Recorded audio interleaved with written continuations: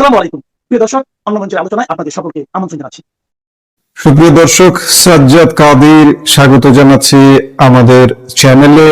এই মুহূর্তে কথা বলতে চাই দিল্লিতে শেখ হাসিনার গর্জন, হাত গুটিয়ে ভারত, চরম সংকটে বিএনপি। ভারতে বসে সরাসরি বার্তা দেবেন শেখ হাসিনা, আর সেই কণ্ঠ স্তব্ধ করতে ঢাকায় কূটনীতির দরজায় দরজায় দৌড়ঝাঁপ করছে বর্তমান বিএনপি প্রশাসন। কিন্তু নয়াদিল্লির সোজাসাপটা জবাব, ব্যক্তি কি বলবেন তার দায় ভারতের নয়। ভারতের এই এক চালে পুরো ভূরাজনীতির দৃশ্যপট এক লহমে বদলে গেছে। যে বিএনপি সরকারকে ভারত শুরু থেকেই, সরকারটি গঠন হবার আগে থেকেই এক প্রকার পৃষ্ঠপোষকতা করেই এসেছে যে না, ঠিক আছে, ইউনূস একটা দেশদ্রোহী, দেশবিরোধী সরকার, নির্বাচিত যেহেতু রাজনৈতিক দলের একটি সরকার বিএনপি সরকার, তাদেরকে ভারত কিন্তু সেই পৃষ্ঠপোষকতা সমর্থন দিয়ে একটা চলার মতো অবস্থা করার চেষ্টা করেছিল। সেই সরকারের পায়ের তলায় আজ নাকি কোনো মাটিই নেই, না আছে দেশের জনগণ, না আছে আন্তর্জাতিক বিশ্ব শক্তির সমর্থন। 1971 সালের মুক্তিযুদ্ধের মতো আজও কি ভারত আওয়ামী লীগের একমাত্র নির্ভরযোগ্য কাণ্ডারি? আর কূটনৈতিক এই চরম পরাভবের পর বিএনপি সরকারকে ঠিক কতটা ভয়াবহ মূল্য চোকাতে হতে চলেছে, আজ সমস্ত তথ্য ও বস্তুনিষ্ঠ বিশ্লেষণের সূত্র ধরে সাজানো হয়েছে আমাদের বিশেষ পর্ব। শেষ পর্যন্ত সাথেই থাকুন। দর্শক, জল গড়াতে শুরু করেছে দিল্লির কূটনৈতিক অন্দরমহল থেকে। আজ বুধবার দিল্লিতে অনুষ্ঠিত হতে চলেছে এক অত্যন্ত তাৎপর্যপূর্ণ ও বহুল আলোচিত সংবাদ সম্মেলন।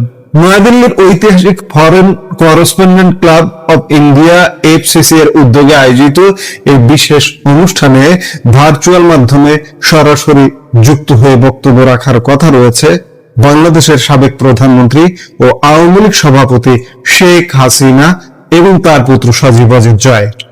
এই খবরটি প্রকাশ্যে আসতেই ঢাকার রাজনৈতিক ও কূটনৈতিক মহলে কার্যত তোলপাড় শুরু হয়ে যায়। শেখ হাসিনা যেন ভারতের মাটিতে দাঁড়িয়ে বাংলাদেশের ঘরোয়া রাজনীতি, দলীয় রূপরেখা এবং বর্তমান পরিস্থিতি নিয়ে কোনো ধরনের মন্তব্যে না জড়ান, এই মর্মে ভারতের কাছে আকুল আবেদন জানায় বাংলাদেশের বর্তমান শাসক দল বিএনপি। ঢাকায় নিযুক্ত ভারতের হাই কমিশনার দীনেশ ত্রিবেদীর কাছে আনুষ্ঠানিকভাবে বাংলাদেশের এই চরম আপত্তির কথা পৌঁছে দেন বাংলাদেশের বর্তমান প্রধানমন্ত্রী তারেক রহমানের বিদেশ বিষয়ক উপদেষ্টা হুমায়ুন কবির। হুমায়ুন কবির পরিষ্কারভাবে ভারত সরকারের কাছে এটি বন্ধে সরাসরি সহযোগিতা প্রার্থনা করেছিলেন। কিন্তু ভারতকে কি এভাবে চাপ দিয়ে থামানো যায়? মঙ্গলবার দিল্লির পররাষ্ট্র মন্ত্রণালয়ের পক্ষ থেকে খুব নিখুঁত ও তীক্ষ্ণ কূটনৈতিক কৌশলে এই প্রশ্নের জবাব দেওয়া হয়েছে। ভারতের তরফ থেকে স্পষ্ট জানিয়ে দেওয়া হয়েছে যে বুধবার দিল্লিতে শেখ হাসিনার এই সাংবাদিক বৈঠকে উপস্থিতি কিংবা তার বক্তব্য দান নিয়ে ভারত সরকারের বিন্দুমাত্র কোনো আপত্তি বা অস্বস্তি নেই। বিদেশ মন্ত্রকের মুখপাত্র রণধীর জয়সওয়াল সাব জানিয়ে দেন যে সংশ্লিষ্ট কর্মসূচিটি সম্পূর্ণভাবে একটি বেসরকারি আন্তর্জাতিক গণমাধ্যম প্রতিষ্ঠানের নিজস্ব উদ্যোগে আয়োজিত হচ্ছে। এর সঙ্গে ভারত সরকারের প্রত্যক্ষ বা পরোক্ষ কোনো সম্পৃক্ততা নেই। সবচেয়ে বড় কথা হলো, দিল্লির পক্ষ থেকে কঠোর বার্তা দিয়ে বলা হয়েছে আন্তর্জাতিক এই প্ল্যাটফর্মে শেখ হাসিনা কি বলবেন বা না বলবেন তার কোনো দায়ভার ভারতের নয়। সরকারি সূত্র আরো খোলাসা করে জানিয়েছে, এই উন্মুক্ত ফোরামে শেখ হাসিনা যদি কোনো রাজনৈতিক মত প্রকাশও করেন, তবে ভারত সরকার সেটাকে সমর্থন বা অনুমোদন করছে এমন সিদ্ধান্ত টানার কোনো অবকাশ নেই। নয়াদিল্লির এই কৌশলী পদক্ষেপে একটি ঐতিহাসিক সত্য আবার নতুন করে স্পষ্ট হয়ে উঠেছে। 1971 সালের মুক্তিযুদ্ধের উত্তাল দিনগুলিতে ভারত যেভাবে আওয়ামী লীগ এবং বাংলাদেশের মুক্তিকামী মানুষের পাশে এসে দাঁড়িয়েছিল, আজ পর্যন্ত ইতিহাস ও বন্ধুত্বের সেই ধারা কিন্তু ব্যাহত হয়নি। বাংলাদেশের বর্তমান ক্ষমতাসীন বিএনপি সরকারের ধারাবাহিক আপত্তি তোয়াক্কা না করে ভারত তার নিজস্ব ভূ রাজনৈতিক স্বার্থে এগোচ্ছে। আওয়ামী লীগ প্রধান শেখ হাসিনাকে নিরাপদে আশ্রয় দেওয়া থেকে শুরু করে আওয়ামী লীগের শীর্ষ নেতাদের সুরক্ষা দান, সব ক্ষেত্রে ভারতের অবস্থান একেবারে পরিষ্কার। ঠিক যেভাবে 1971-এ ভারত বন্ধুত্বের হাত বাড়িয়ে দিয়েছিল, আজ হাজারো রাজনৈতিক চাপের মুখেও ভারত সেই ঐতিহাসিক ও কৌশলগত দায়বদ্ধতা থেকে এক চুলো সরে আসেনি। বিএনপি সরকারের কোনো আপত্তিতেই ভারত কান দিচ্ছে না, কারণ দিল্লির কূটনৈতিক টেবিলে বাস্তবতার অঙ্কটা অত্যন্ত নিখুঁতভাবে ইতিমধ্যেই কষা হয়ে গেছে।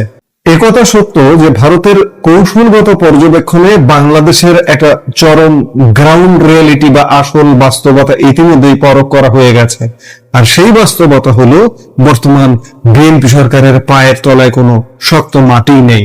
বাংলাদেশের সাধারণ জনগণ আজ এই সরকারের নীতি ও শাসন ব্যবস্থায় আস্থা হারিয়ে তাদের পাশে নেই মাত্র 6 মাসের মধ্যেই।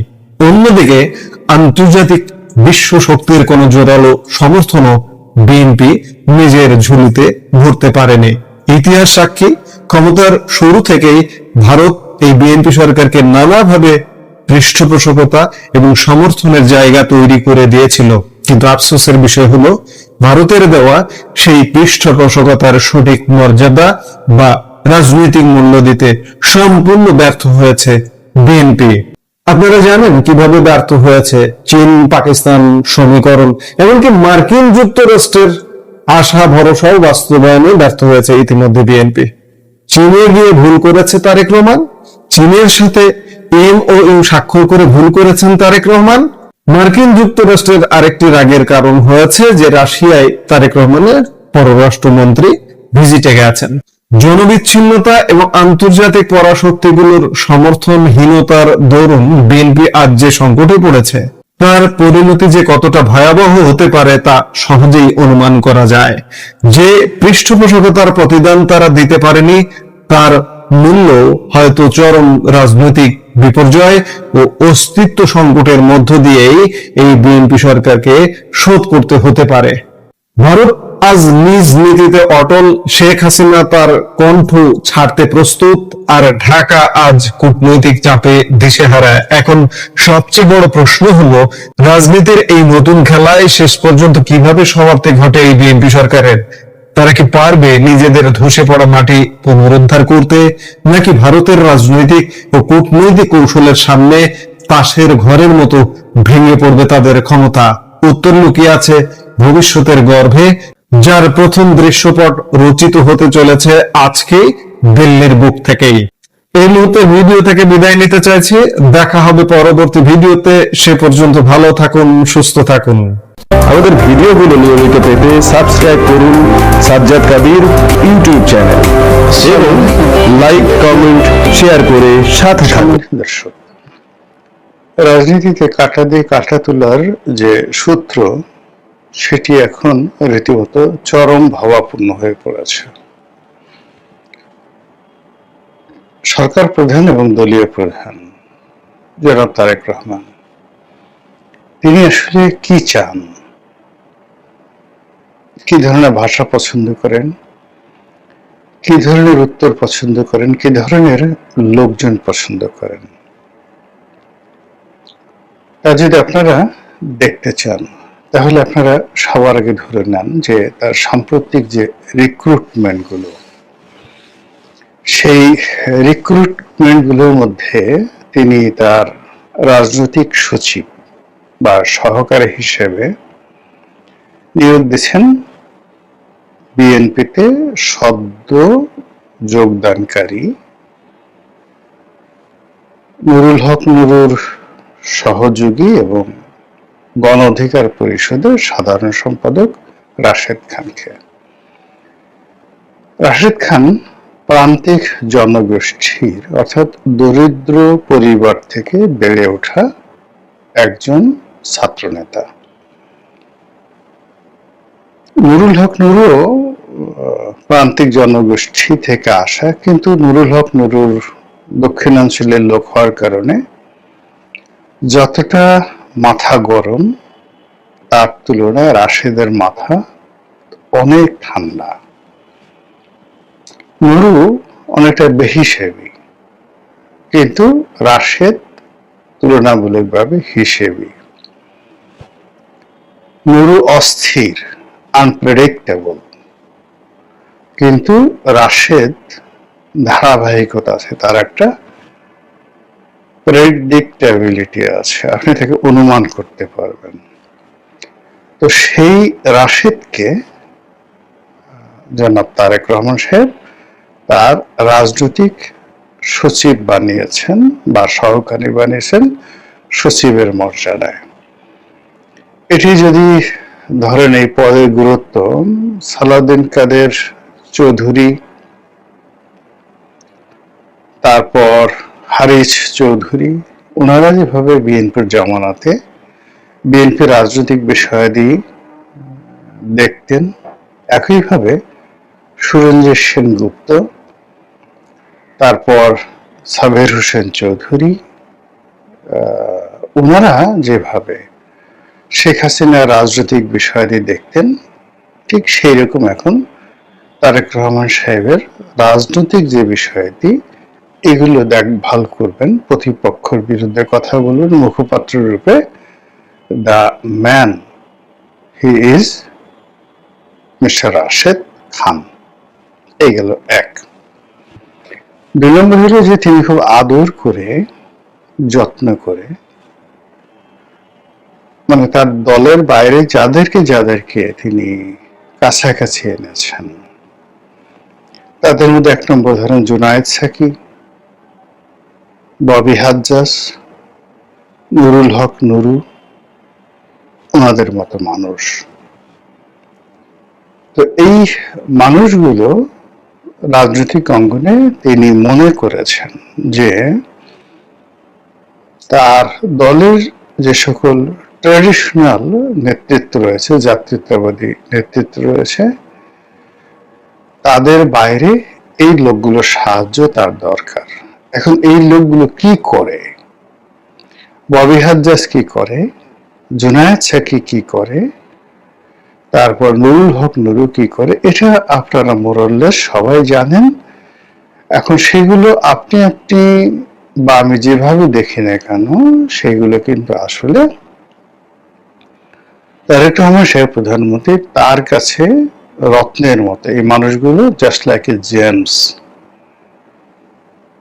তিনি তাদেরকে সম্মানিত করেছেন, পদ দিয়েছেন, পদবি দিয়েছেন, এবং এখন দেখবেন যে রাষ্ট্রের অনেক গুরুত্বপূর্ণ বিষয় তারা সরকারের পক্ষে, সরকার প্রধানের পক্ষে তারা অ্যাড্রেস করছে জাতির কাছে। ও এর মধ্যে আর একজন আছে ডাক্তার জাহেদ, যিনি তথ্য মন্ত্রণালয় সংক্রান্ত সকল কিছুর রিপ্রেজেন্টেশন তার হাতে রয়েছে। আর লন্ডন থেকে তিনি যাদেরকে এনেছেন এটা তার দলেরই লোক, তাদের নাম বললাম না, তারা সবাই যেমন সে মাহাদি আমিন, হুমায়ুন কবির, সানি, মানে যারা আসছেন লন্ডন থেকে, তারা সবাই তার কিচেন ক্যাবিনেটের সদস্য এবং তার প্রিয় ভাজন, এবং তারা বিভিন্ন সময় যাকে বলা হয় তারেক রহমান সাহেবের যে থিঙ্ক ট্যাঙ্ক, তার যে সেক্রেটারিয়াল জব, তার যে সিআরআই প্রচার প্রপাগান্ডা থেকে শুরু করে, মানে লন্ডনে বসে তিনি যা কিছু করেছেন ওটার সফলতা যদি আপনি দিতে চান তারেক রহমান সাহেবকে, তাহলে তারেক রহমান সাহেবের হ্যান্ডস বলতে যে লোকগুলো ছিল এরা ছিল। তিনি তাদেরকে পছন্দ করেন। এর বাইরে খলিলুর রহমান সাহেব এখানে আসছেন, তিনি কিভাবে আসছেন, কেন আসছেন, এটা আলটিমেটলি আমার চিন্তার বাইরে। এক একজন এক এক ধরনের কথাবার্তা বলে, কিন্তু যে কোনো কারণই হোক না কেন তিনি এখন পররাষ্ট্র মন্ত্রণালয় দেখছেন এবং এর গুরুত্বপূর্ণ বিষয়।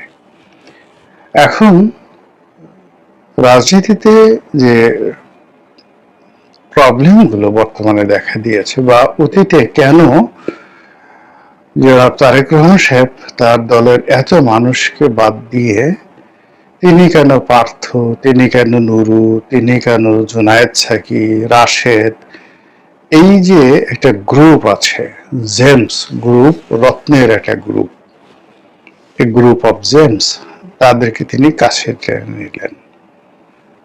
সামহাও তিনি তাদের সাথে এমন কিছু শেয়ার করতে পেরেছেন যেগুলো তিনি তার দলের নেতাকর্মীদের সঙ্গে শেয়ার করতে পারেননি, ইনক্লুডিং মি, আমার সঙ্গে শেয়ার করতে পারেননি। আমরা নিজেদেরকে যতই পণ্ডিত ভাবি না কেন, জ্ঞানী গুণী ভাবি না কেন, আসলে আমার নেতা বা আমাদের নেতা সেটাকে কতটা ওজন করেন, কতটা মূল্যায়ন করেন তার উপর নির্ভর করে। এখন এখানে ধরেন শামসুজ্জামান দুদু, আসাদুজ্জামান রিপন, বরকতুল্লাহ ভুলু, তারপর শেষে রুহুল কুদ্দুস তালুকদার দুলু, আসাদুজ্জামান দুলু, এরকম আরো অনেকে আছেন, অনেকে আছেন এই শহরে যারা দীর্ঘদিন ধরে রুহুল কবির রিজভী থেকে শুরু করে আরো ধরেন 1 ডজন, সে হাবিবুন নবী খান সোহেল বলেন, এমনকি যে শহীদুল ইসলাম বাবুল কৃষক লীগের নেতা, এরকম যারা আছেন, যারা রাজপথে খুবই সরব ছিলেন, অনেকগুলো মামলা মোকদ্দমা খেয়েছেন, কিন্তু সামহাও যে তাদের সঙ্গে নেতার যে সম্পর্ক, এমনকি নয়নের কথা ধরি, নয়নের কথা চিন্তা করেন, যুব দলের নয়ন, তো মূল ব্যাপার হলো যে নেতার কাছে মনে হয়েছে যে তিনি এই তার দলের যে সমস্ত লোকজন আছে তাদের চাইতে অন্য যে গ্রুপটি আছে, পার্থ, সাকি, ববি, রাশেদ, নুরু, তাদের সঙ্গে তার অ্যাডাপশনটা, যোগাযোগ, কথাবার্তা মোর ফ্রেন্ডলি। তারা নেতার ইঙ্গিত বুঝেন, কথা বুঝেন। এটাই মানে এই সময়টাতে পুরস্কার দেখে বোঝা যাচ্ছে যে নেতা তাদেরকে পছন্দ করেন। এখন নেতা তাদেরকে কেন পছন্দ করেন, কি পছন্দ করেন, এটা বোঝার জন্য আপনাকে শেখ হাসিনার জামানাতে ফিরে যেতে হবে। শেখ হাসিনা খুব অকথ্য, অশ্লীল এবং অশ্রাব্য ভাষায় গালাগাল করতেন তারেক রহমান সাহেবকে। তার এগেনস্টে মির্জা ফখরুল সাহেব খুব প্রমিত বাংলায়, তারপর শান্তিপুরী বাংলায় ধীরে সুস্থে তিনি রাজনৈতিক ভাষা ব্যবহার করে নম্র, ভদ্র, অনেকটা সেই শান্তিনিকেতনী চরিত্রে শেখ হাসিনাকে জবাব দিতেন। আর মাঝে মধ্যে তিনি জেল খাটতেন ময়লার গাড়িতে আগুন লাগানোর ওছিলায়। তো এইভাবে অনেকেই বিএনপির যারা নেতৃবৃন্দ রয়েছেন, তারা কেউ শান্তিপুরী, কেউ কলকাতার ভাষায়, কেউ যাকে বলা হয় শান্তিনিকেতনের ভাষায় এভাবে কথাবার্তা বলতেন। এটা নেতা চাইতেন না। নেতা চাইতেন শেখ হাসিনা যেভাবে বলছে ঠিক সেভাবে তার একটা উত্তর দেওয়া আছে, এবং সেই উত্তরগুলো সে নুরুর মুখ দিয়ে শুনত, নুরুর মুখ দিয়ে শুনতো। এজন্য তিনি নুরুকে ভালোবাসতেন, নুরুকে ভালোবাসতেন। আবার ধরুন এই যে ক্ষমতায় আসছে, ক্ষমতায় আসার পর এখন তাকে নিয়ে, তার পরিবারকে নিয়ে যে সমস্ত নোংরা খেলাধুলা হচ্ছে, যে ধরনের কথাবার্তা বলা হচ্ছে দলের পক্ষ থেকে, সত্যিকার এরকম নেতা যা চায়, নেতা যেভাবে এক্সপেক্ট করে, ওইরকম না কোনো মুগুর, না কোনো মানে যাকে বলা হয় কাউন্টার জবাব, এরকম কিছু হচ্ছে না। দলের কোনো লোক ওইভাবে পারছে না। ফলে কি হলো, নেতাকে নির্ভর করতে হলো আসলে রাশেদের উপর। রাশেদ ইজ এ ম্যান যে জামাতের ঘুম হারাম করে দিয়েছে। রাশেদ ইজ এ ম্যান যে নাসিরউদ্দিন পাটোয়ারি থেকে শুরু করে যারা এনসিপির যারা কর্তা ব্যক্তি রয়েছেন তাদের সকলে ঘুম হারাম করে দিয়েছেন জবান দ্বারা। এবং এই কাজটি তিনি পদ পদবি পাওয়ার আগেই তিনি এই কাজটি করেছেন, যদিও তার প্রতিপক্ষ সবাই তাকে পা চাটা, জুতো চাটা, চেটে চেটে এটা হয়েছে। এতে আসলে কিছু আসে যায় না। মূল ব্যাপার হলো সে সফল হয়েছে, সে একটা সচিবের পদমর্যাদায় নিয়োগ লাভ করেছে এবং নিয়োগ লাভ করে তার যারা প্রতিপক্ষ তাদের সবার পশ্চাৎ দেশে আগুন লাগিয়ে দিয়েছে। এটাই রাশেদের সফলতা এবং নেতা খুব খুশি যে মূলত এখন মানে আমাকে গালাগালি করবা আমার পরিবার নিয়ে বা আমার কোনো একটা বিষয় নিয়ে তুমি যাকে বলে কথাবার্তা বলবা, এটা নিয়ে এখন আর তোমার সময় নেই। এখন তুমি রাশেদ তোমার যা কিছু বলে এটার জবাব দিতে দিতেই জান চলে যায়। এখন আপনি চিন্তা করেন যে এরকম ঘটনা অনেক ঘটে, মাগো ভিক্ষা চাই না তোমার কুত্তা সামলাও, এরকম একটা অবস্থা হয়ে যায়। এবং এরকম ইসলামে অনেক ঘটনা আছে। ঘটনা হলো যে মক্কার একজন লোক, মক্কার একজন আল্লাহ রসুলের জামানাতে সে এসে মুসলমান হয়ে চলে আসলো। মুসলমান হয়ে মদিনাতে চলে আসলো। তখন মক্কার সাথে মদিনার যে চুক্তি ছিল সেই চুক্তি অনুযায়ী, হুদায়বিয়ার চুক্তি অনুযায়ী এরকম ছিল যে যদি কোনো মক্কা থেকে কোনো লোক মদিনায় এসে ইসলাম গ্রহণ করে তাকে ফেরত দিতে হবে, কিন্তু মদিনা থেকে কেউ যদি মক্কা থেকে ইসলাম ত্যাগ করে তাহলে তাকে ফেরত দেবে না। আল্লাহ রাসূল রাজি হলেন। সব সাহাবীরা গালাগালি নাউজুবিল্লাহ মিন জালিক, সব সাহাবীরা বলল এটা কি হলো, এটা কি হলো। তো আল্লাহ রাসূল বলেন যে অপেক্ষা করো। এর মধ্যে কাফেরদের অত্যাচার একজন লোক সেখান থেকে চলে আসলো, এসে ইসলাম ধর্ম গ্রহণ করলো এবং চুক্তি অনুযায়ী কাফেররা তাকে ফেরত চাইলো, আল্লাহ রাসূল তাকে ফেরত দিয়ে দিলেন। সবাই হাই হাই করলো যে এ কি হলো, এ কি হলো, আমরা আমাদের ইসলাম গেল, ইসলাম গেল। তো সেই লোক সেই করলো কি মক্কাতে তাকে ধরে নিয়ে গেল এবং সে মক্কা থেকে কয়েকদিন থাকার পর পালিয়ে এলো। পালিয়ে এলে মাঝপথে থেকে মক্কা এবং মদিনার মাঝপথে একটা নিরপেক্ষ জায়গায় থেকে একটা গ্রুপ তৈরি করলো। গ্রুপ তৈরি করে এমন ডাকাতি, এমন যন্ত্রণা, এমন মানে যাকে বলা হয় শুরু করলো, মক্কার কাফেররা তছনছ হয়ে গেল। তখন তারা উল্টো আল্লাহ রাসূলকে বললো যে ঠিক আছে, ওরে আপনি এখন মদিনাতে নিয়ে যান। এরকম অনেক কিছু ঘটনা ঘটে। এখন রাজনীতি তো কাঠা দিয়ে কাটা তোলা। এখানে আমরা বিভিন্ন সময় সন্দেহ করতাম যে জামাতের A team, B team, C team আছে, A team, B team, C team আছে এবং এখানে সেই বৈষম্য বিরোধী আন্দোলন প্রথম থেকে, সেটা নুরুল রাশেদের নেতৃত্বে প্রথম থেকে এখানে সবাই ধারণা করত বা সন্দেহ করত যে এর পেছনে জামাতের সমর্থন আছে, এর পেছনে জামাতের বিনিয়োগ আছে, এর পেছনে ছাত্রলীগের একটা বিরাট গ্রুপ, মানে যারা এখানে দুটো গ্রুপ,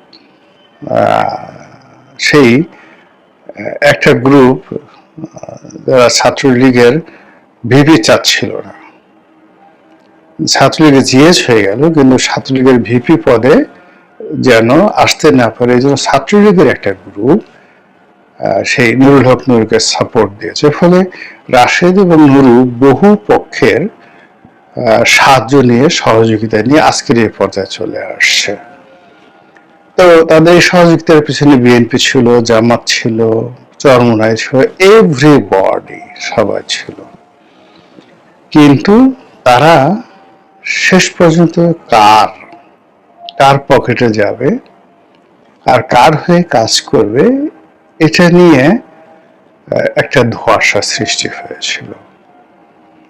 এবং সেই নির্বাচনের আগ পর্যন্ত তারা কিন্তু ৩-৪ বার তাদের যাকে বলা হয় কিবলা পরিবর্তন করার চেষ্টা করেছে। একবার বিএনপি ছেড়ে তারা চরমোনাইয়ের মঞ্চে গেছে, আবার জামাতের সঙ্গে তাদের সম্পর্ক হয়েছে, আবার কেউ বলছে এরা জামাতের যাকে বলা হয় গুপ্ত শক্তি হিসেবে সরকারের সাথে আছে, কেউ মোসাদের এজেন্ট হিসেবে বিভিন্ন কথাবার্তা বলছে, হোয়াট এভার মেবি। কিন্তু এরা সমাজে যথেষ্ট উত্তেজনা তৈরি করতে এখন এই টোটাল গ্রুপটিকে একত্র করে তারা, অর্থাৎ তারেক রহমান সাহেব তার দলের মধ্যে একীভূত করেছেন এবং তাদেরকে দিয়েই প্রতিপক্ষকে শায়েস্তা করাচ্ছেন। এবং এখানে ধরুন জামাতের আমিরের বিরুদ্ধে কথা বলতে হলে নর্মালি তারেক রহমান সাহেবকে বলতে হবে, মির্জা ফখরুলকে বলতে হবে, সালাউদ্দিন সাহেবকে বলতে হবে, কিন্তু তারা এই কথাগুলো বলছেন না। তাদের বিরুদ্ধে এখন কথা বলছেন রাশেদ, আর সেই রাশেদের কথাই কর্নেল ওলি বলেন, তারপর জামাতের আমির বলেন, এনসিপির নাহিদ ইসলাম, হাসনাত আব্দুল্লাহ, সার্জিস, সব কিছু এলোমেলো হয়ে যাচ্ছে এবং সবাই ইয়ানফসি করছে। আর মুস্কি জনাব তারেক রহমান সাহেব প্রধানমন্ত্রী তিনি হাসাহাসি করছেন যে আমার বিরুদ্ধে যেভাবে নাসিরউদ্দিন পাটোয়ারিকে লাগিয়ে দিয়েছিল, আমার বিরুদ্ধে যেভাবে এনসিপির তরুণ যারা নেতৃবৃন্দ লাগিয়ে দিয়েছে, আমার বিরুদ্ধে যেমন বুয়েটে 1, 2, 3, 4 তারেক রহমানের ঢ্যাসমার, তিনের ছেলে কাউয়া, তারেক আমার ঢাউয়া, এই ধরনের কথাবার্তা যারা বলছিল, এখন তারা রাশেদ সামলাও, নুরু সামলাও, অন্যান্য সামলাও, এবং আগামী দিনে এগুলো মানে এই রাশেদকে অনুকরণ করে রাশেদের সফলতা দেখে যখন নয়নদের মতো, যুবদলের নয়নদের মতো তরুণ তুর্কিরা তারা যখন রাস্তায় নেমে আসবে এবং এই ভাষায় কথাবার্তা বলা শুরু করবে এবং তারা যখন বিভিন্ন জায়গাতে জামাতের লোকজনকে উদ্দেশ্য করে 1, 2, 3, 4 এগুলো বলা শুরু করবে, যেভাবে জামাতের ধর্ষণ, জামাতের বলাৎকার, জামাতের সমকামিতা, সেইগুলো নিয়ে বিশ্ববিদ্যালয়গুলো যাকে বলা হয় উত্তাল হয়ে পড়েছে। এখন এই বিষয়গুলো নিয়ে তো মির্জা ফখরুল পরিমিত বাংলায় বলতে পারবেন না, বড় যে তার মেয়ের জামাই ফাহাম আব্দুল সালাম, সে হয়তো অর্ধেক বাংলা অর্ধেক ইংরেজি মিলে ডিস্পিকেবল মাদার চোদ এই কথাগুলো তিনি অনেক সুন্দর করে বলেন, আমি এগুলো উচ্চারণ করতে পারি না, এই কথাগুলো তিনি বলবেন, কিন্তু ওইগুলো আসলে পাবলিক আমাদের দেশের শিক্ষিত জন যারা তারা হয়তো ফাহাম আব্দুল সালামের ওই বক্তব্যগুলো নিয়ে আলোচনা করে, কিন্তু আমজনতা আসলে রাশেদের কথা শুনতে চায়, আমজনতা আসলে নাসিরউদ্দিন পাটোয়ারির কথা শুনতে চায়, আমজনতা আসলে হাসনাতের কথা শুনতে চায়, এবং তার সঙ্গে সঙ্গে ওই যে যুবদলের যে নয়ন, সে যে হাত গোল গোল করে তারপরে সামনে নেচে সে যে দলের পক্ষে স্লোগান দেয়, প্রতিপক্ষকে গাল দেয়, এই জিনিসগুলো পাবলিকের এখন যাকে বলা হয় একটা বিনোদনের বিষয় হয়ে গেছে। তো কাজে এই যে রাজনীতিটা এখন যাদের হাতে এসে গেছে, যে পর্যায়ে এসে গেছে, এদের সঙ্গে যদি টিকতে হয় তাহলে কর্নেল ওলি সরাসরি রাশেদকে না সমালোচনা করলে হবে না, জামাতের আমির রাশেদকে না সমালোচনা করতে হবে না, এদের জন্য মানে যারা আসছে এখন, এটা শুরুটা হয়েছে কিন্তু ইল্লু পিঙ্কুকে দ্বারা, জামাতের বট বাহিনী দ্বারা ইল্লু পিঙ্কুকে দ্বারা শুরুটা করেছে জামাত। তো এই যে শুরুটা জামাত করেছে সেটার ধারাবাহিকতা এখন আবার কাউন্টার এখন জামাতের উপর সেই রাশেদ বাহিনী, নয়ন বাহিনী, তারা এখন অপারেশন চালাচ্ছে। আর সেই অপারেশন মোকাবেলা করার জন্য জামাত এখন দিশাহারা হয়ে নিজেরা কিছু বলতে না পারে কর্নেল ওলির মতো মানুষ, মেজর আক্তারের মতো মানুষ, তারপর সেই জামাতের আমির বা সভাপতি ডক্টর শফিকুর রহমান, আব্দুল্লাহ মোহাম্মদ তাহের, এরপর মিয়া গোলাম পারওয়ার, তাদের মতো মানুষ কথা বলছেন, কিন্তু লাভ হবে না। এর কারণ হলো ওরা যে ভাষায় কথা বলতে পারবে, এরা তো বুড়া মানুষ এভাবে বলতে পারবে না। ফলে একটা অসম যুদ্ধ শুরু হয়ে গেছে রাজনীতিতে, এবং এটা কি আমাদের জন্য খুবই সুখকর হবে, কল্যাণকর হবে, নাকি অকল্যাণ হবে, সেটা খুব দ্রুতই আমরা বুঝতে পারবো। মহান আল্লাহ আমাদের সবাইকে হেদায়েত দান করুন। আসসালামু আলাইকুম ওয়া রাহমাতুল্লাহি ওয়া বারাকাতুহু।